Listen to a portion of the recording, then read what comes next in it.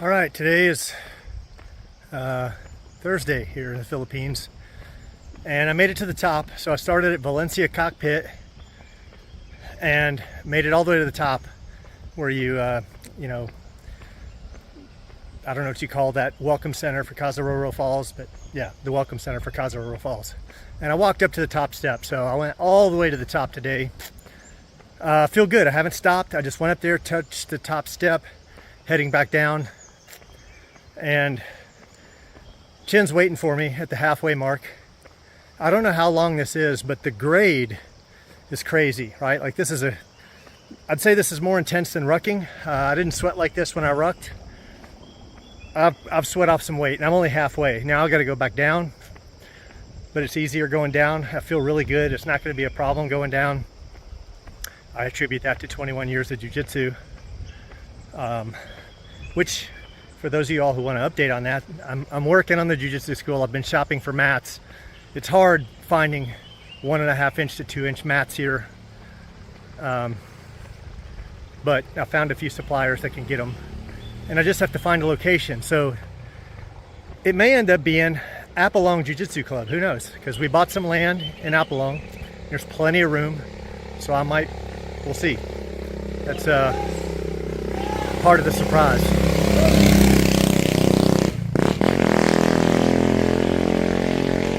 So I think it took me an hour to go from the bottom to the top. I'm not sure exactly when I started. It may have been more than an hour, but roughly an hour. I kept a good pace, and if I can get my schedule down right, I will do this 5 to 6 days a week. That's my goal, is to just get in the best shape of my life at 51 years old. I'm in pretty good shape. I've been exercising every morning. Well, let's see if I can peak out in my 50s. So I'll switch this around and give you guys some video.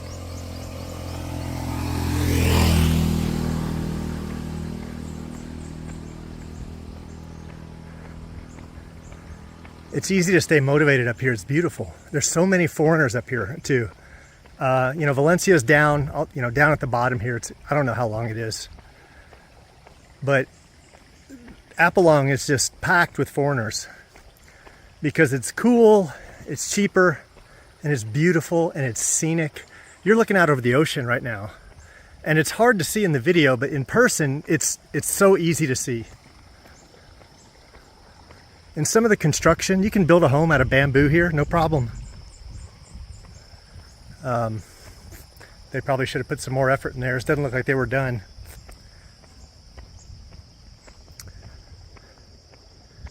But all these houses have anywhere from 7 to 10 foot concrete walls all the way around, and they'll have multiple acres. And that just fries my brain, right? That it's so affordable to do that anyone can do that. Not anyone, but a large majority of them, or a large percentage of them. Mayang buntag.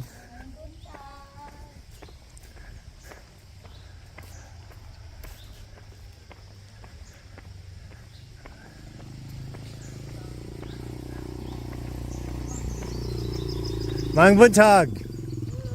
All right, hello.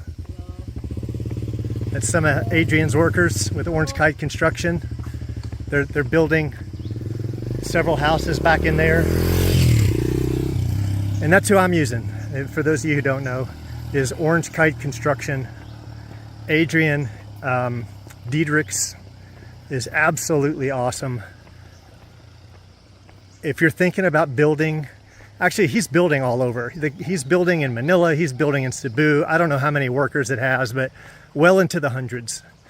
And his architect is phenomenal. They do a very glassy build with tons of glass, and they give you a terrace on the top, and if you want, they'll put it on stilts to give you more height, just so you can overlook, So I'm really excited to show you guys what it's going to look like. And if you want to see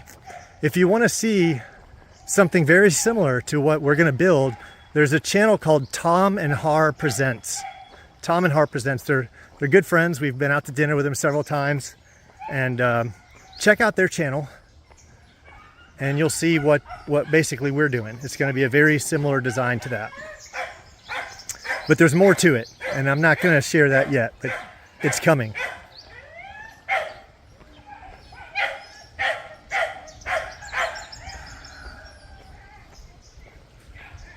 And living here is just, you're completely connected with nature. It's not like the US where, well, there are places where you could be completely connected, but you know, if you're living in urban America, if you're living in Jacksonville or outside of Jacksonville, you may have a little, you may have a little area where you're connected and you have some cows or something, but here, nature's all around you. I'm in a mountain that constantly has, the top of it touches the clouds. Mayong buntag. All right.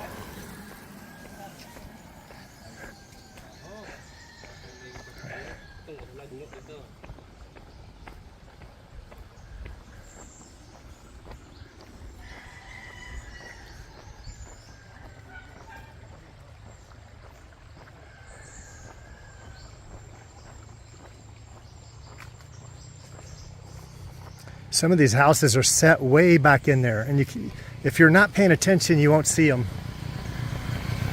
They'll have these little paths. Sometimes these little paths, look back there, look at all that concrete, right? Look at this, for sale. That's a lot of concrete to go around. I don't know what that is, you know, I'm not very good at judging the size of lots, but acres maybe? And it's not like they have a mansion back there. They'll have a tiki hut or something. You know, I forget what they call them here. They have a word for these bamboo huts. But concrete is just so cheap here. In the US, I wanted to get a patio in my backyard, and I got quoted $10,000, and it's only like an 80 foot long. 80 foot long was the back of the house, and maybe going out 10 feet wide or something like that. But here you could, for half that, I don't know, you could go all the way around your property, your compound. And I'm just pulling numbers out of thin air, but the point is it's dirt cheap. You should take everything I say with a grain of salt. Unless I'm talking about IT or jiu-jitsu, then I might know what I'm talking about.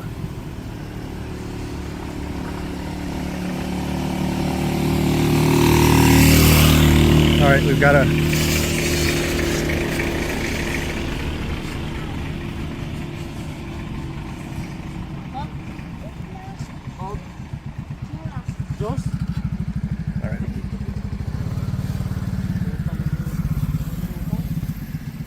they've got these little sari stores, which we'll talk about that in a second. But look at that hut, I think they call them nipa huts.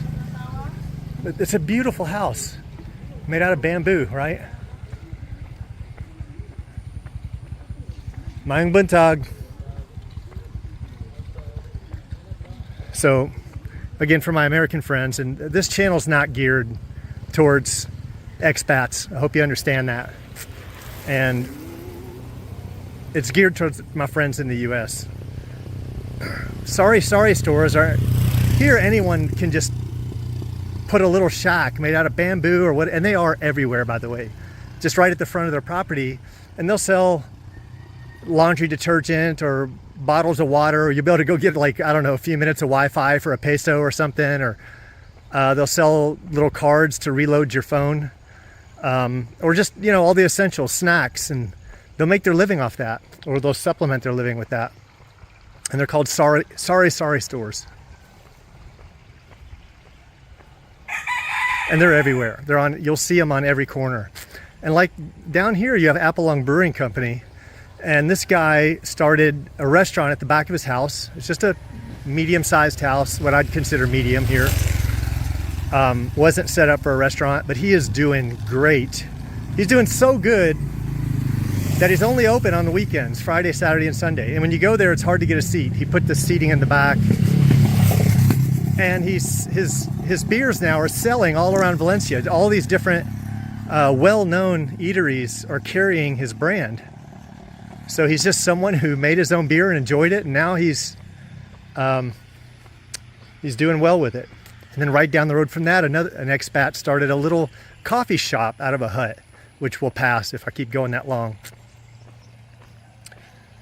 So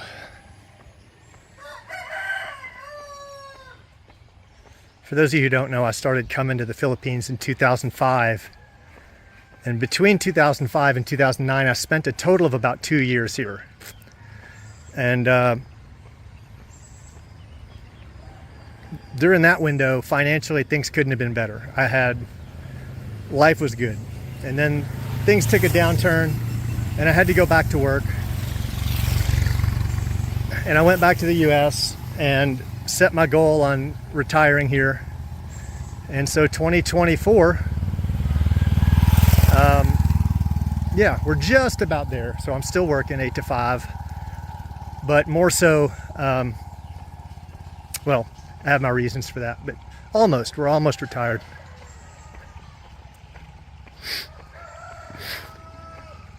And I guess a retirement is the level you want to be at, right? I'm still not at that level.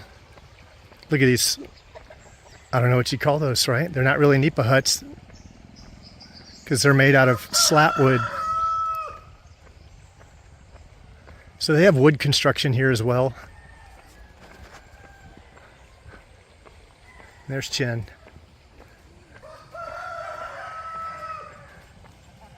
These little vehicles here, scrums. They're called scrums. You can get them in 2-wheel drive or 4-wheel drive. They have little 600cc Suzuki engines. If I remember correctly, don't quote me. I'm pretty sure that's what it is. And you can get them used for like as low as like 70 or 80,000 beat up. Really good condition, 150,000 pesos. So just, you can roughly say every 50,000 is $1,000. It's 55 to 56 pesos to the dollar right now. So it's actually a little bit less than that. When I say $1,000 to every 50,000, it actually works out a little bit less. Like you take off an additional 10%. So let's say $900 per 50,000. Mang Buntag. But man, the hiking here, I can't wait to like get out into some of these trails. Mang Buntag.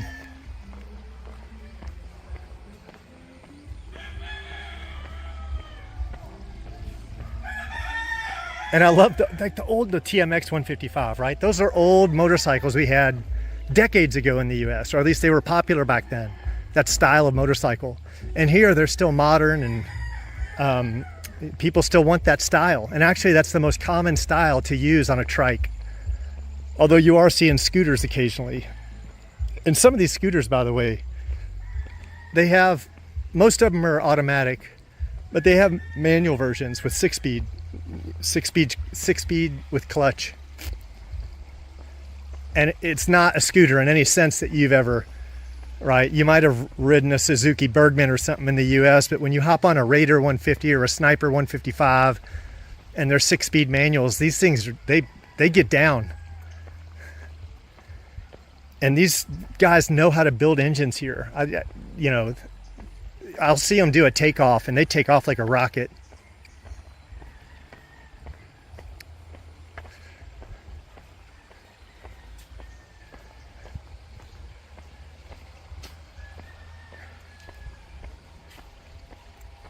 You can just hear all the water. I don't know if you can hear on the video, but there's pipes on both sides of me where people have just, I don't know if it's the people, the city, I don't fully understand, but there's all these pipes tapped in, and it's my understanding that all these pipes, which you'll see them coming in from the side, you'll see them, they don't all, that's a bigger one than I'm used to seeing.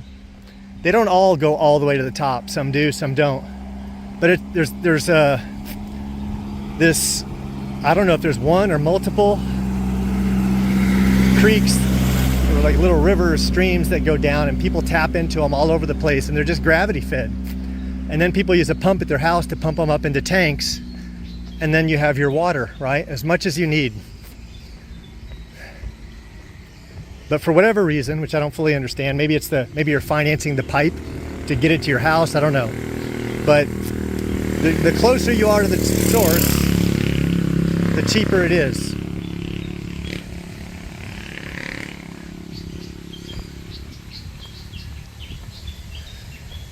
And one of the other benefits of living in Apeldoorn is how fresh the air is. The air is just swept off. Any pollution is just swept off the mountain by the wind.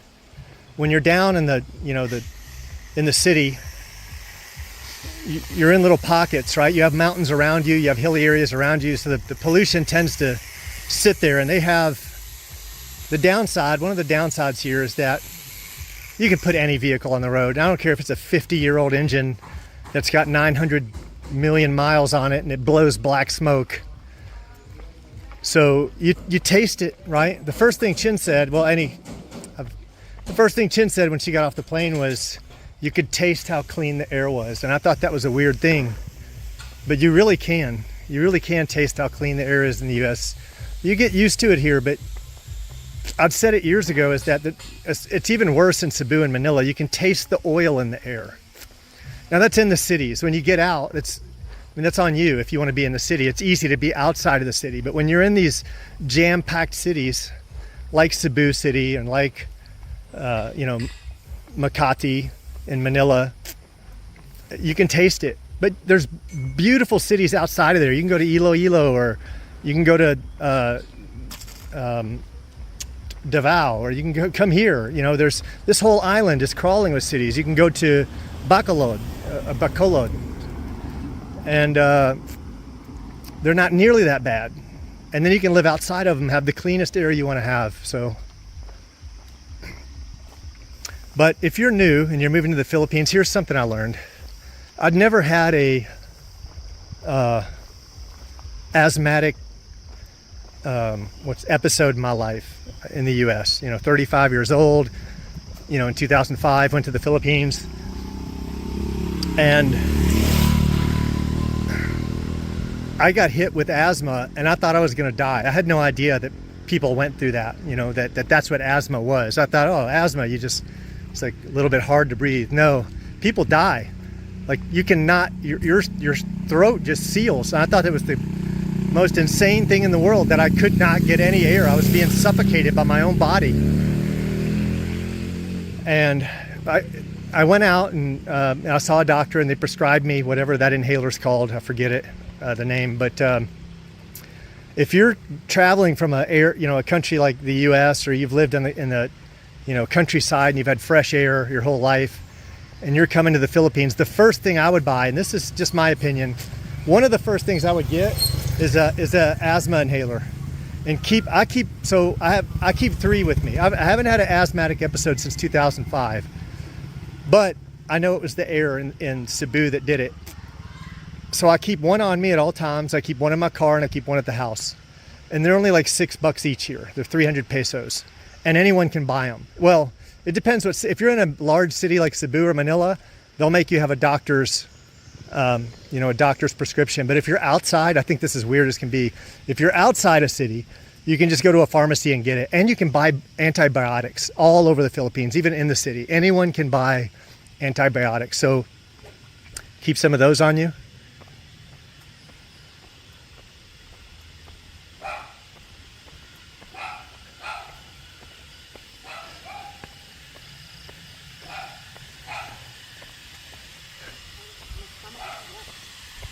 I made it to the very top. Yeah, that same step Peter went on, that top step, I went all the way to that top step and turned around. So, and I feel good. Like, I think I could do it a second time. I'm recording, by the way.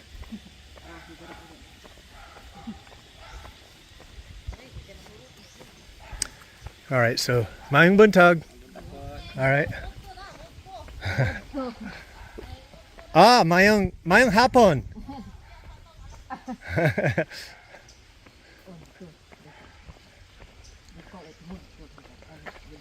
Yeah. So I'm 51, and it's a goal. I want to master Cebuano. I want to master it, right?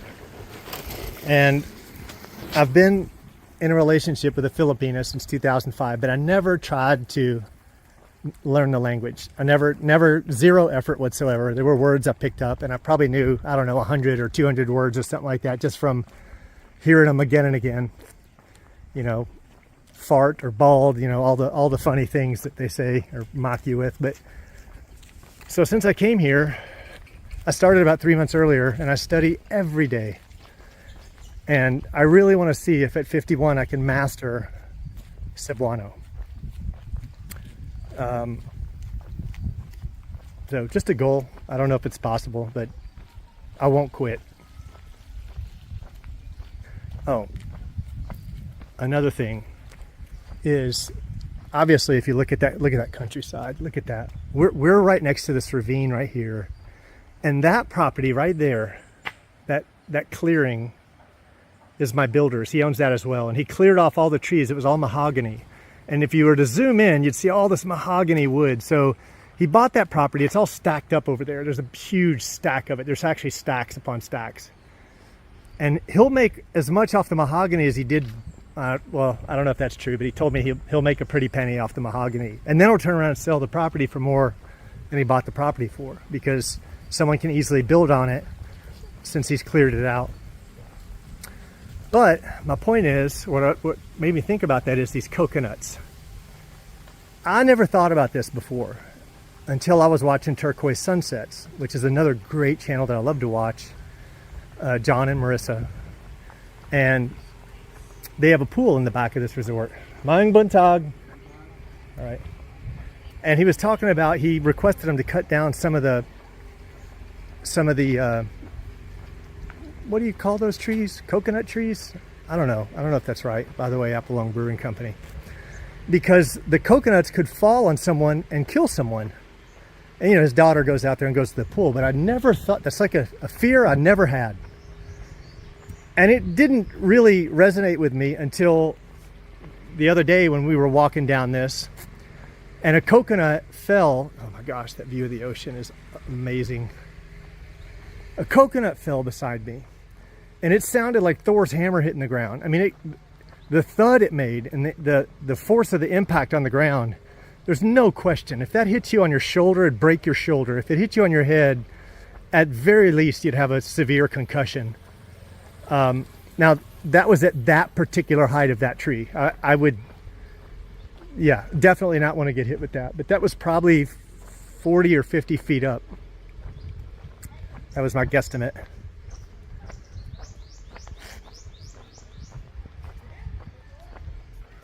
So definitely be careful of those if you're here.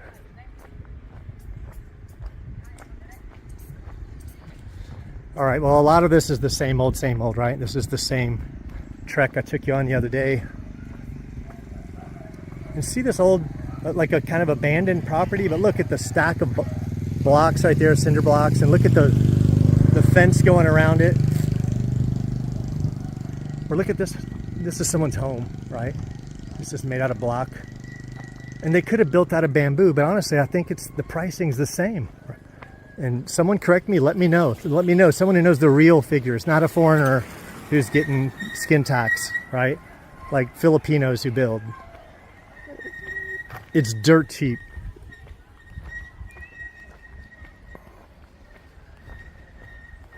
All right, until next time.